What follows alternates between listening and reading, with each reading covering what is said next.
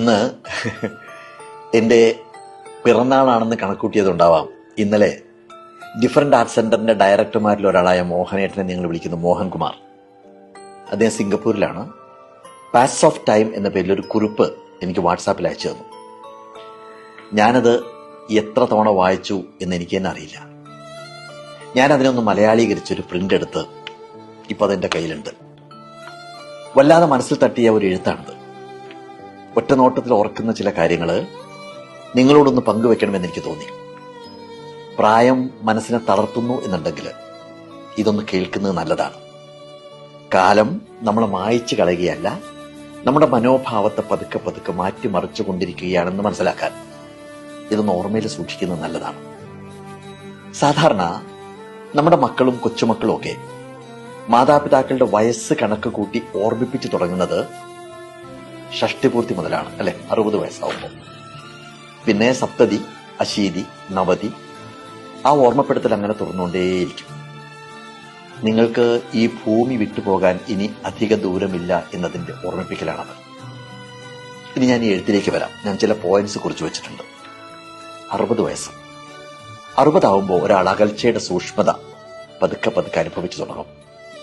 ഒരിക്കൽ അയാളുടെ ആശയങ്ങൾ കൊണ്ട് സജീവമായിരുന്ന മുറി, അയാളുടെ വീട് ഇപ്പൊ അയാളുടെ അഭിപ്രായം ചോദിക്കേണ്ടാത്ത ഇടങ്ങളായിട്ട് തോന്നും.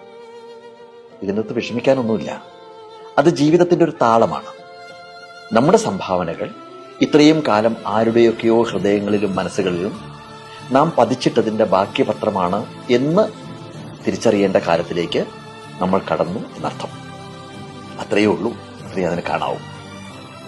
ഇനി 70 വയസ്സാണ്. 70 ആകുമ്പോഴേക്കും സമൂഹം തന്നെ മറന്നു പോകുന്നുണ്ടോ എന്ന് തോന്നി തുടങ്ങും.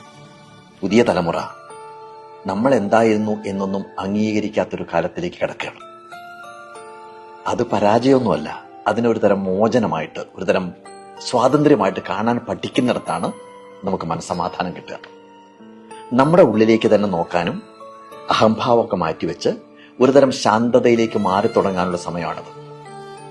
അതിനെ ഒരുതരം അനുഗ്രഹമായിട്ട് കാണാൻ കഴിഞ്ഞാൽ നമുക്ക് രക്ഷപ്പെടാം. 80 വയസ്സ്, 80ലേക്ക് എത്തുമ്പോൾ ഒപ്പമുണ്ടായിരുന്നവരെല്ലാം അവരുടെ തിരക്കിലൊക്കെ പെട്ട് കുറച്ചുകൂടി ഇങ്ങനെ അകന്നകന്ന് പോകുന്നതായിട്ട് അനുഭവപ്പെടും. മുഖവരുകളൊന്നും വേണ്ടാത്ത, അധികാരങ്ങളൊന്നും ഇല്ലാത്തൊരു കാലമാണിത്. പക്ഷേ അത് ചില തിരിച്ചറിവുകൾ നേടുന്ന കാലം കൂടിയാണെന്ന് തിരിച്ചറിയാൻ പറ്റണം. എവിടെയൊക്കെയാണ് യഥാർത്ഥ സ്നേഹം എന്ന് നമ്മൾ മനസ്സിലാക്കുന്നു. നമ്മുടെ മക്കൾ, നമ്മുടെ കൊച്ചുമക്കൾ, അവരെല്ലാം അവരുടെ ജീവിതവുമായിട്ട് മുന്നോട്ട് പോകുന്നു. പലരും തിരക്കിട്ട് ഓടുകയാണ്.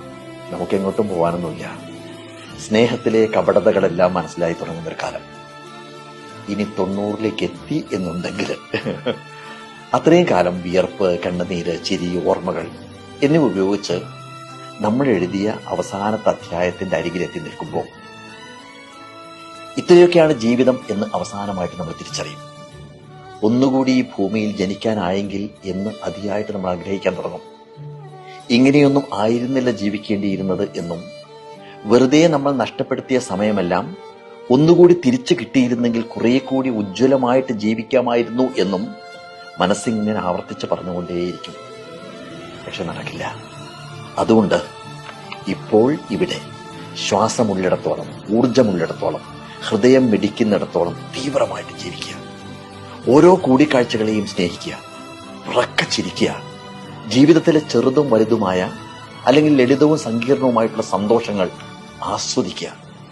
ഒരു പൂന്തോട്ടത്തിലെ ചെടികളെ പരിപാലിക്കുന്നത് പോലെ പരമാവധി സൗഹൃദങ്ങൾ ഇങ്ങനെ വളർത്തിയെടുക്കുക.